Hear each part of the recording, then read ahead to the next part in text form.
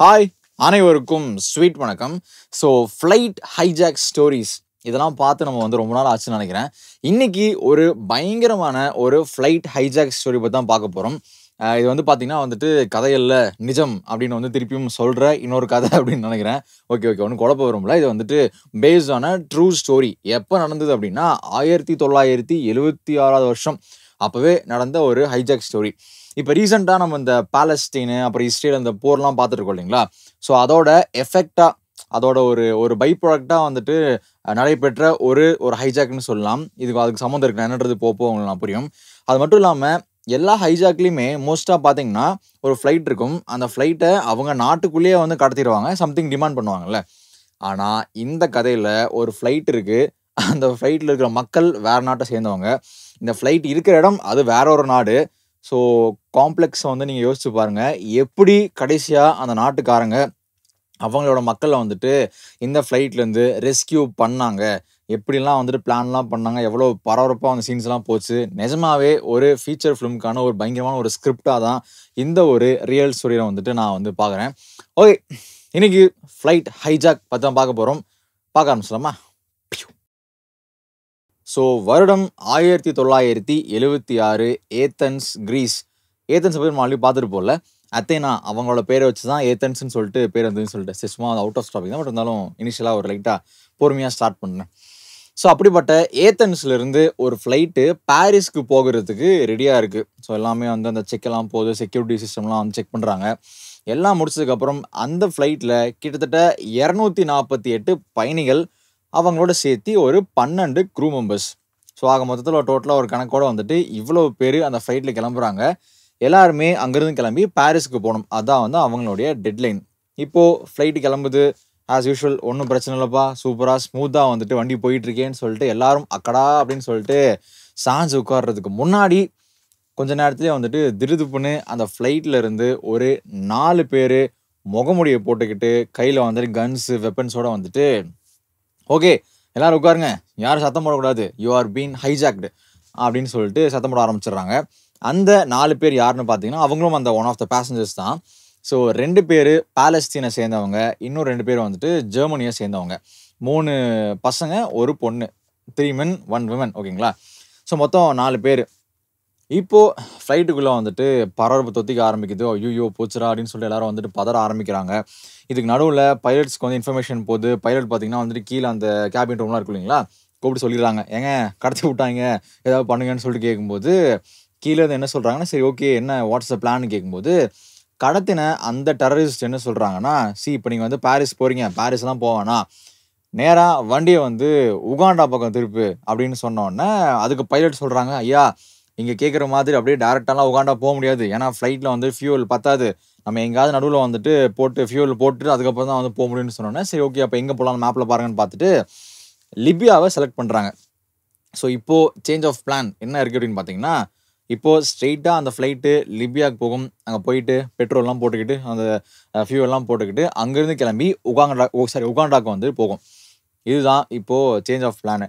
So எல்லாருமே வந்து உள்ள பதட்டத்தோடு இருக்கிறாங்க. சரி என்ன ஆக போதோ, என்ன பண்ண போகிறாங்களோ, இவங்க வேறு கன் அவுட் இருக்கிறாங்களே, அந்த பதட்டெலாம் போக ஆஸ் பர் பிளான் அப்படியே ஃப்ளைட் போகுது, லிபியாவில் இறங்குது, பெட்ரோல் போடப்படுது. அங்கேருந்து 7 மணி நேரம் ட்ராவல் பண்ணி உகாண்டாவுக்கு போய் அடைஞ்சிருது.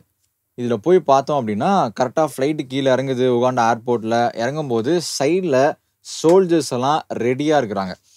இதை பார்த்த உள்ளே இருந்த பயணிகள்லாம் வந்து ஒரு ஹாப்பினஸ், சூப்பர் மிலிட்ரி வந்துட்டாங்க, நம்மளை காப்பாற்ற போகிறாங்க, நம்ம போய் தப்பிக்க போகிறோம் அப்படின்னு பார்த்தா அங்கேருந்து வந்த உகாண்டாவோடைய சோல்ஜர் கரெக்டாக வந்துட்டு உள்ளே ஏறி வந்து உள்ளே இருந்த டெரரிஸ்ட் கூட கை கொடுத்துட்டு, ஜி வணக்கம் ஜி, சாப்பிட்டீங்களா, எல்லாம் சௌகரியமாக இருக்கா அந்த மாதிரி வந்துட்டு கேட்டுட்டு பேசிக்காக அவங்க அந்த மிலிட்ரி சோல்ஜர்ஸ் என்ன சொன்னாங்கன்னா, நாங்கள் வந்து உங்களை வந்து இது தீங்கெல்லாம் பண்ண வரல, உங்களுக்கு ப்ரொடெக்ஷன் கொடுக்க தான் வந்தோம்னு சொல்லிட்டு அந்த தீவிரவாதிகள் கூட வந்துட்டு பேசிகிட்டு இருக்கிறாங்க. ஏன் அப்படின்னு பார்த்தீங்கன்னா ஆல்ரெடி இவங்களுக்கும் அவங்களுக்கும் ஒரு முன்னாடி ஒரு கனெக்ஷன் இருந்திருக்கு. இதெல்லாம் ஒரு பிளான் பண்ணப்பட்ட ஒரு ஒரு விஷயம் மாதிரி தான் நடந்துகிட்டு இருக்கு. ஸோ இதுக்கு இன்டைரக்டாக மறைமுகமாக அந்த டைமில் உகாண்டாவுடைய அந்த தலைமை பொறுப்பில் இருந்த இடி அமீன், இந்த பேர் கேள்விப்பட்டிருப்பீங்கன்னு நினைக்கிறேன். அது ஒரு பெரிய கதை, அப்புறம் பார்ப்போம். இப்போதைக்கு உகாண்டா வந்துட்டு இந்த டெரரிஸ்ட்டுக்கு சப்போர்ட் பண்ணுறாங்க, இது மட்டும் தெரிஞ்சுப்போம். அப்படி இருக்கும்போது பேசஞ்சருக்கு ஒரே ஷாக்கு, ஐயோ என்னடா இவங்க காப்பாற்றுவாங்கன்னு பார்த்தா இவங்க பல்ட் அடிக்கிறாங்கன்னு சொல்லிட்டு திருப்பியும் அவங்களுக்குள்ள வந்து ஒரு பதட்டம் தொத்திக்குது.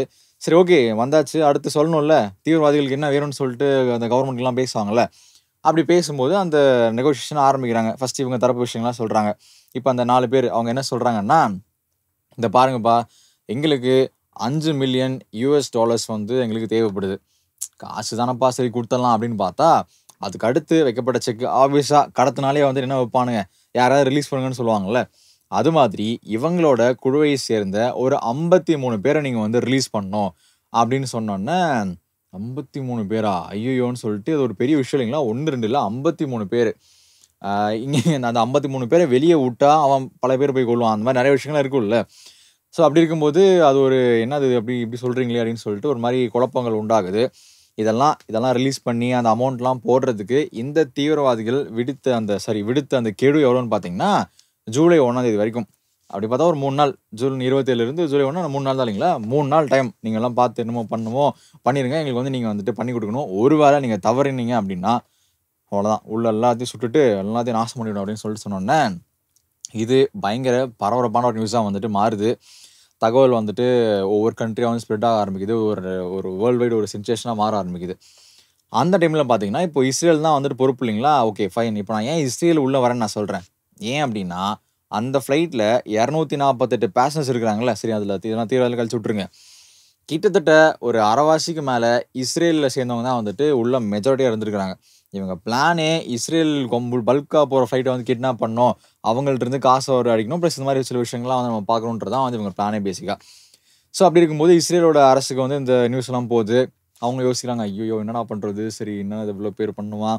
நம்ம வந்துட்டு ஹையர் அத்தாரிட்டீஸ்ல பேசலாம்னு" சொல்லிட்டு, எப்படியாச்சு உகாண்டாவுடைய அந்த ஒரு தலைமை பொறுப்புல இருக்கிறவங்க நம்ம பேசினோம் அப்படின்னா, அவங்க மூலமா ஒரு ஹெல்ப் கிடைக்கும். ஸோ அத வச்சு ஏதாவது மூவ் பண்ண முடியுமான்னு பார்க்கலாம்னு சொல்லிட்டு, ஆ இஸ்ரேல வந்துட்டு அமெரிக்காவுக்கு ஃபோன் பண்றாங்க. ஃபோன் பண்ணி, "ஜி பாருங்க ஜி, ஏதாவது ஹெல்ப் பண்ணுங்க ஜி" அப்படின்னு கேட்கும்போது, அமெரிக்கா சரி என்னால முடிஞ்சத நான் பண்றேன்.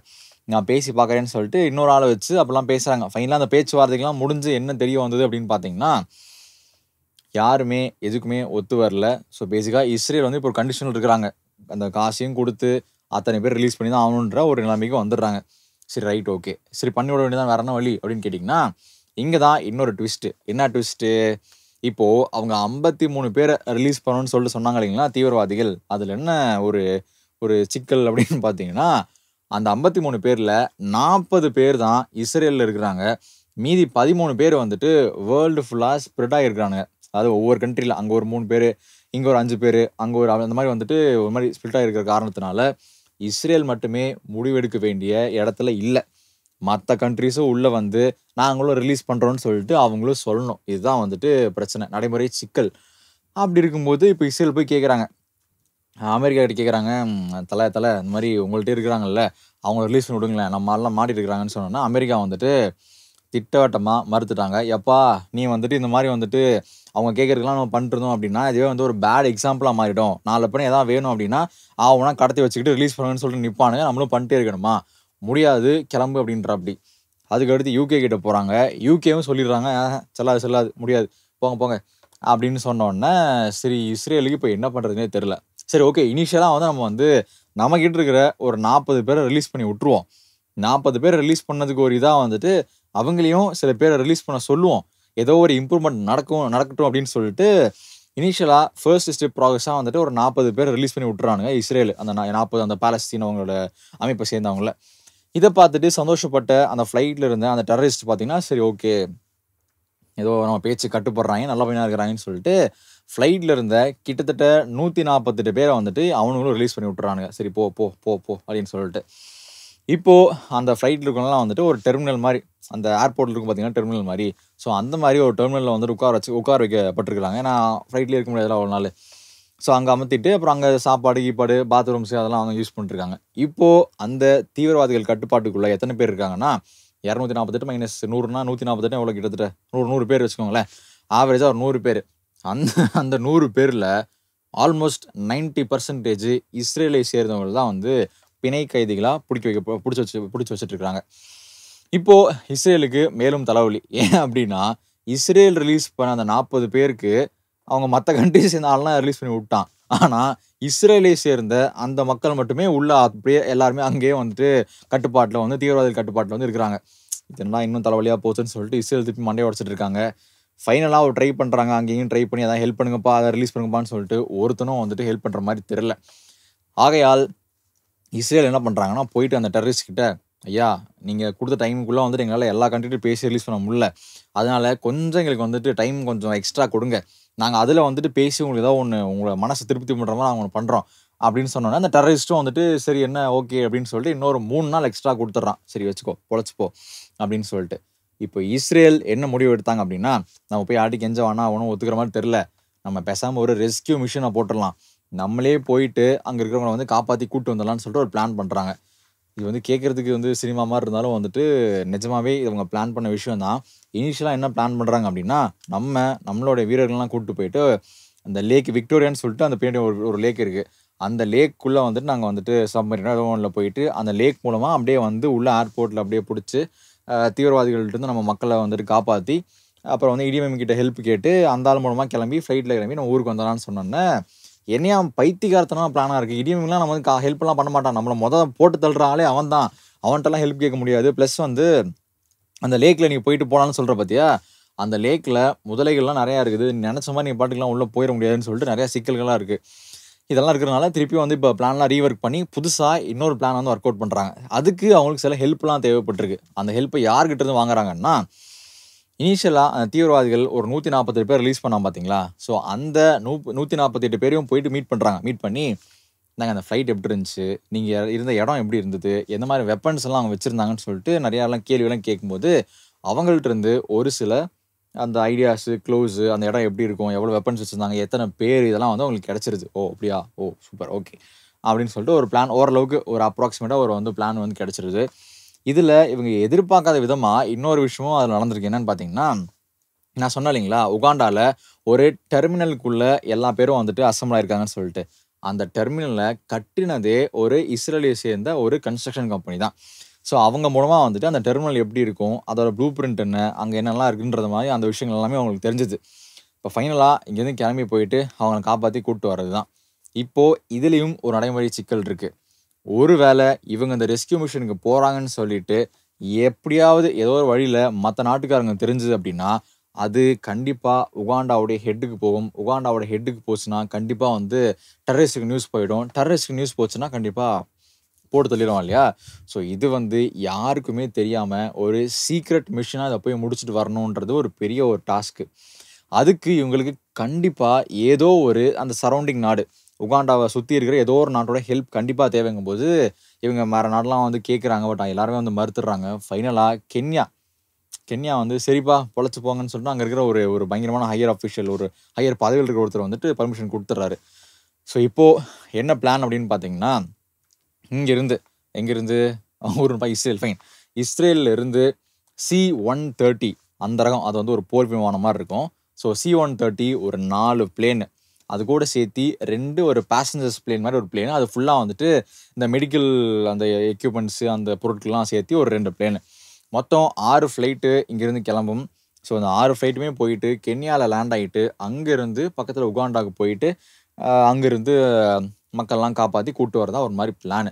சரி ரைட் ஓகேன்னு சொல்லிட்டு ஃபைனலாக வந்துட்டு அந்த ஜூலை 3ஆம் தேதி அவங்க வந்து கிளம்புறாங்க. கிட்டத்தட்ட 6 பிளேனுமே கிளம்பி போகும்போது என்ன சிக்கல்னு பார்த்தீங்கன்னா, ரொம்ப ஹைட்லேயும் பறக்க முடியாது. ரொம்ப ஹைட்டில் பறந்துச்சு அப்படின்னா மற்ற ரேடார்ஸில் அந்த ஃப்ளைட்டு சிக்கிரும், இது வந்துட்டு போட்டு கொடுத்துரும். அதனால வந்துட்டு ஒரு மாதிரி ஒரு 100 ஃபீட் ஹைட்டு நடத்துலேருந்து சொல்கிறேன், அந்த ஒரு கேப்லேயே பறந்து போகணும். ரொம்ப ரிஸ்கியான ஒரு ஃப்ளைட் மிஷினு. அதையும் சூப்பராக கையாண்டு அந்த ஃப்ளைட் ஓட்ட பைலட்ஸ்லாம் வந்துட்டு செம்மையாக ஓட்டிட்டு போயிட்டு கென்யாவில் வந்துட்டு ஃப்ளைட்ஸை நிப்பாட்டிட்டு அந்த திருப்பியும் ஃபியூவல்லாம் ஃபில் பண்ணதுக்கப்புறம் ஒரு பேசஞ்சர்ஸ் ஃப்ளைட் மட்டும் கென்யாலே வந்து தங்கிடுது. இன்கேஸ் ஏதாவது எமர்ஜென்சினா வந்து நீ கிளம்பி வாப்பான்னு சொல்லிட்டு அங்கேயே நிப்பாட்டி விட்டுறாங்க. ஸோ அங்கேருந்து ஒரு 4 C-130 ஃப்ளைட்டு ப்ளஸ் ஒரு அந்த பேசஞ்சர்ஸ் ஃப்ளைட் வந்து கிளம்பி திருப்பியும் உகாண்டா நோக்கி வந்துட்டு போயிட்டுருக்கு. கிட்டத்தட்ட அந்த ஃப்ளைட்ஸில் 100 சோல்ஜர்ஸ் போகிறாங்க. அந்த 100 சோல்ஜர்ஸுமே வந்துட்டு ஒவ்வொரு வேலைக்கு கொடுக்கப்பட்டிருக்கு. எல்லாரும் அப்படியே வந்து மொத்தமாக போயிட்டு ஹாஸ்டேஜ் கூட்டு வர மாட்டாங்க. ஒருத்தங்க அவங்களோட ஃப்ளைட்டை யாரும் அட்டாக் பண்ணாத மாதிரி வந்து பார்த்துப்பாங்க. இன்னொருத்தங்க அந்த ஹாஸ்டேஜ் வெளியே வரும்போது சேஃபாக வரணும் அதை பார்த்துப்பாங்க. ஸோ இந்த மாதிரி அந்த டீம்லாம் பிரித்து ஒரு மாதிரி ப்ராப்பர் பிளானோட தான் வந்துட்டு போகிறாங்க. ஸோ பிளான் படி வந்துட்டு போகிறாங்க, போய் இறங்கிடுறாங்க. கிட்டத்தட்ட வெடிக்காத்தால் ஒரு விடியறதுக்கு முன்னாடி அந்த டைம் வச்சுக்கோங்களேன். கரெக்ட்டா வந்துட்டு 4 ஃப்ளைட்டும் கீழ போய் லேண்ட் ஆகுது. உகாண்டாவோட ஏர்போர்ட்ல யாருக்குமே தெரியாம சைலன்ட்டா போய் ஒரு அந்த வேலைலாம் இப்ப நடக்குது. அப்படி நடக்கும்போது 4 ஃப்ளைட்ல ஒரு ஃப்ளைட் ஒரு மாரி வந்துட்டு தடம் புரண்டு ஒரு மாரி லைட்டா ஒரு மாரி டேமேஜ் ஆயிடுது. இருந்தாலும் ஓரளவுக்கு ஈக்குவலா சரி ஒண்ணும் சேதாரம் இல்லாம ஒரு மாரி எஸ்கேப் ஆயிடுறாங்க. இப்போ இவங்களோட பிளானே பார்த்தீங்கன்னா, வேற லெவல்ல இருக்கும். பொறுமையா, சைலன்ட்டா யாருக்குமே தெரியாம, அந்த C-130 ரகம் அந்த ஒரு போர் விமானத்துலருந்து ஒவ்வொரு டேங்கர்ஸா கீழ இறங்குது. ஒரு 2, 3 டேங்கர்ஸ் பீரங்கிலாம் கீழ இறங்கி ஒரு பொசிஷன்ல போய் நிக்குது. சேஃப்கார்ட் பண்றதுக்கு. இன்னொரு ஃப்ளைட் வந்து பார்த்தீங்கன்னா, கார்ஸ். அதுவும் என்ன கார்னா, பென்ஸும் அப்புறம் இன்னொரு கார்ப்பா. ரேஞ்ச் ரோவர் தான். Land Rover fine. பென்ஸும், ஒரு பென்ஸு அதுக்கப்புறம் 2 லேண்ட் ரோவர் வந்து கீழ இறங்குது. எதுக்குடா இந்த ஒரு ஸ்பெஷல் கார்னா, நான் அதுக்கு மேட்டருக்கு வரேன்.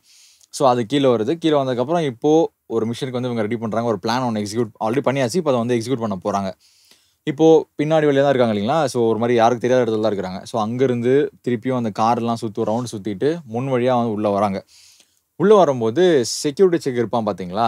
அவங்ககிட்ட இருந்து எஸ்கேப் ஆகணும் அப்படின்றதுக்காக, இடி அமீன் பார்த்தீங்கன்னா வந்துட்டு ஒரு மாரி பென்ஸ் கார் தான் வந்து யூஸ் பண்ணுவாராம். ஒரு பிளாக் கலர் பென்ஸ். ஸோ அதனால அதே பென்ஸ வந்து வச்சிருக்கானுங்க. அதே நம்பர் ஒட்டியிருக்காங்க. அதே மாரி அந்த கார்ல வந்து உகாண்டாவுடைய அந்த நேஷனல் ஃபிளாக் சிம்பல் இருக்கும் பார்த்தீங்களா? அதையும் ஒட்டி வச்சிருக்கானுங்க. ஸோ பேசிக்கா வந்துட்டு அங்க எவனாவது பார்த்தாலுமே ஓகே இடி அமீன் கார் தான் வருதுன்னு சொல்லிட்டு விட்டுருவான். நம்ம கில்லி படத்துல எப்படி, "ஏய் அண்ணன் வண்டிய நீ நிப்பாட்டிருவியா?" அந்த மாரி வந்துட்டு ஒரு டிராமா போடலான்னு சொல்லிட்டு ஒரு மாரி பிளான் பண்ணி உள்ள போயிட்டு இருக்காங்க. இப்படி உள்ள போம்போது ஒன் ஆஃப் த அந்த செக் போஸ்ட் மாரி இருக்கும் பார்த்தீங்களா? செக் போஸ்ட் வந்து டவுட் வந்துருது. இல்லையே! இது வந்துட்டு நம்ம அண்ணன் வந்துட்டு ரீசென்ட்டா ஒரு ஒயிட் கலர் பென்ஸ் வந்து அதான வாங்குனாரு இடியமீன். இது என்ன கருப்பு கலர்ல இருக்கே! சம்திங் இஸ் ராங் அப்படின்னு சொல்லிட்டு ஸ்மெல் பண்ணிடுறாங்க. அதுக்கப்புறம் ஃபைட் ஆரம்பிச்சுருது. கண்டுபிடிச்சதுக்கப்புறம் அவங்க சுட, இவங்க சுட, லைட்டா அங்கேயே கலவரம் வந்து பில்ட் ஆக ஆரம்பிச்சுருது. இதுக்கு நடுவுல பார்த்தீங்கன்னா, அங்க இருந்த உகாண்டாவுடைய மத்த சோல்ஜர்ஸ்லாம் இருப்பாங்க பார்த்தீங்களா? அவங்களும் அலர்ட் ஆயிடுறாங்க. அலர்ட் ஆகி வந்துட்டு இஸ்ரேல நோக்கி வந்து சுட ஆரம்பிச்சுடுறாங்க. இதுக்கு நடுவுல ஆஸ் பெர் பிளான் பார்த்தீங்கன்னா வந்துட்டு, இன்னும் நான் சொன்னேன் இல்லைங்களா? டீமா பிரிஞ்சிருந்தாங்கன்னு சொல்லிட்டு. அப்படி பிரிஞ்சிருந்த அந்த ரெஸ்க்யூ டீமுமே வந்துட்டு அந்த டெர்மினலுக்குள்ள ஆஸ் பெர் அந்த அந்த இதெல்லாம் மேப்லாம் பார்த்து உள்ள பூந்து எல்லாரையும் ஹாஸ்டேஜஸ்லாம் கீழ வந்து உட்கார சொல்றாங்க. உட்கார சொல்லும்போது தவறுதலா ஒரு ஒரு சில ஹாஸ்டேஜஸ் மேல வந்துட்டு கன் ஷாட்ஸும் வந்து பட்டுருது. அதுக்கப்புறம் ஒரு ஒரு அந்த யார்ப்பா தீவிரவாதி வந்து சுட்டுர்றாங்க. மீதி 3 பேர் எங்க அப்படின்னு கேட்கும்போது, மீதி 3 பேர் வந்து உள்ள இருக்கிறாங்க அப்படின்னு சொன்னோனே, உள்ள வந்து ஹேண்ட் கிரெனேட்ஸ்லாம் தூக்கி போட்டு, ஸோ அவங்களையும் வந்து ஒரு மாரி முடிச்சு தள்ளிடுறாங்க. இப்ப பார்த்தீங்கன்னா, அந்த டெர்மினலுக்குள்ள ஹாஸ்டேஜஸோட இஸ்ரேல சேர்ந்த சில வீரர்களும் இருக்கிறாங்க. இதுக்கு நடுவுல உகாண்டாக்குள்ள அந்த அவங்க மிலிட்டரிக்குள்ள நியூஸ்லாம் பயங்கரமா பரவ ஆரம்பிச்சிருச்சு. அவங்க அந்த பக்கம் டேங்கர்ஸு அதெல்லாம் வந்துட்டு அந்த பக்கம் வந்துகிட்டு இருக்கு. இப்ப இவங்க பிளான் என்னன்னா வந்து, அதுக்குள்ள டேங்கர்ஸு பெரிய படையெல்லாம் வரதுக்குள்ள, அங்க இருக்கிற சின்ன படைய சமாளிச்சு எல்லாரையும் கிளப்பிட்டு போயிரணுன்றது தான். ஸோ என்ன பண்றாங்கன்னா வந்துட்டு, அங்கங்க ஆட்டோமேட்டிக் ஃபயரிங் டேங்கர்ஸ்லாம் வச்சிருக்காங்க. அது பாட்டுக்கு தானா சுட்டுட்டு இருக்கும். அப்படிலாம் இருக்கும். இவங்க அந்த பக்கம் சுட, இவங்க அந்த பக்கம் சுடன்னு சொல்லி ஒரு மாரி பயங்கர போர்க்களமா போயிட்டு இருக்கு. இதுக்கு நடுவுல பார்த்தீங்கன்னா, இஸ்ரேலுடைய அந்த மிஷன தலைமை தாங்குன ஒரு கர்னல் பார்த்தீங்கன்னா வந்துட்டு உயிரிழந்துடுறாரு. அதுக்கப்புறம் இன்னும் வெறிகொண்டு வந்து இஸ்ரேல் அந்த நாட்டுக்காரர்கள்லாம் வந்துட்டு அந்த ராக்கெட் லான்ச்சர்லாம் யூஸ் பண்ணி வந்துட்டு பயங்கரமா அந்த இடத்த டேமேஜ் பண்ணிட்டு, உடனே அங்க இருந்த ஃப்ளைட்ஸ்ல கிளம்பி வந்து இங்க வந்துடுறாங்க. கென்யா வந்துடுறாங்க. ஃபைனலா வந்ததுக்கப்புறம் அங்கருந்து இஸ்ரேலுக்கு போயிடுறாங்க. ஸோ ஆல்மோஸ்ட் பெருசா பெரிய எந்த உயிர் சேதமும் இல்லாம வந்துட்டு ஒரு மாரி சுமூகமா போனது தான். பட் எனிவேஸ் கொஞ்சம் கொஞ்சம் அங்கங்க வந்துட்டு ஒரு 3, 4 ஹாஸ்டேஜஸ் தான் இறந்து போயிருப்பாங்க. அத தாண்டி இங்க கொஞ்சம் சின்ன லாஸ் இருக்கு. உகாண்டா சைடு பார்த்தீங்கன்னா, கிட்டத்தட்ட 45லேருந்து 50 பேர் இறந்து போயிருப்பாங்க. ஸோ இவ்வளோ சேதாரங்கள், இவ்வளோ இதுக்கப்புறம் வந்துட்டு ஃபைனலா அங்க இருந்த அந்த ஹாஸ்டேஜஸ்லாம் மீட்கப்பட்டு, அவங்க அந்த இஸ்ரேலுக்கு வந்துட்டு கூட்டிட்டு போயிருக்காங்க. ஸோ இதுதான் அந்த அந்த மேட்ரு. இதில என்ன ஒரு இது அப்படின்னு பார்த்தீங்கன்னா, இப்ப நான் சொன்னேன் இல்லைங்களா, வந்து இறங்கி இவ்வளோ சண்டைலாம் போச்சுன்னு சொல்லிட்டு. இது எல்லாமே கிட்டத்தட்ட 53 நிமிஷத்துக்குள்ள முடிக்கப்பட்டிருக்கு. ஸோ 53 மினிட்ஸ்ல அந்த ஹோல் இதே முடிச்சு திருப்பி கிளம்பி போயிருக்காங்க. ஏன்னா, அவ்வளோதான் டைம் இருக்கும் இல்லைங்களா, டக்குன்னு செயல் பண்ணணும். ஸோ இதுதான் வந்து இந்த ஒரு பயங்கரமான ஹைஜாக் ஸ்டோரி. கொஞ்சம் பெருசா போயிருக்கும்னு நான் நினைக்கிறேன். பட் எனிவேஸ் இது இவ்வளோ பெருசு இல்லையா, அவ்வளோதான் சொல்லி ஆகணும். இதுக்கப்புறம் நெறைய இதுக்கான ஒரு எதிர்ப்புகள், எதிர் ஒலிகள், எதிர் வினைகள்லாம் வந்துட்டு இஸ்ரேல் சம்பாரிச்சாங்க. குறிப்பா இடிமீன் இருக்கான் பார்த்தீங்களா, அவன் என்ன பண்ணியிருக்கான், அந்த சம்பவத்துக்கு அப்புறம் பயங்கரமா கடுப்பாயி, அவன் நாட்ல யாரெல்லாம் இஸ்ரேல் அந்த ஆட்களா இருந்திருப்பாங்கல்ல, அவங்களலாம் தேடி புடிச்சு கிட்டத்தட்ட நெறைய பேர் வந்துட்டு போட்டு தள்ளுனாங்க கோவத்துலன்னு சொல்லிட்டும் சொல்லப்படுது. ஸோ எனிஹவ் எப்படி பார்த்தாலும் இந்த ஹைஜாக் மிஷன் பார்த்தீங்கன்னா, இந்த ஹைஜாக் ரெஸ்க்யூ மிஷன் பார்த்தீங்கன்னா, ஓரளவுக்கு சக்சஸ்ஃபுல்லா வந்து முடிக்கப்பட்டிருக்கு. So that's it for today. மீண்டும் உங்களை நாளை மற்றும் ஒரு வீடியோவில் சந்திக்கிறேன். Thank you. பாய்.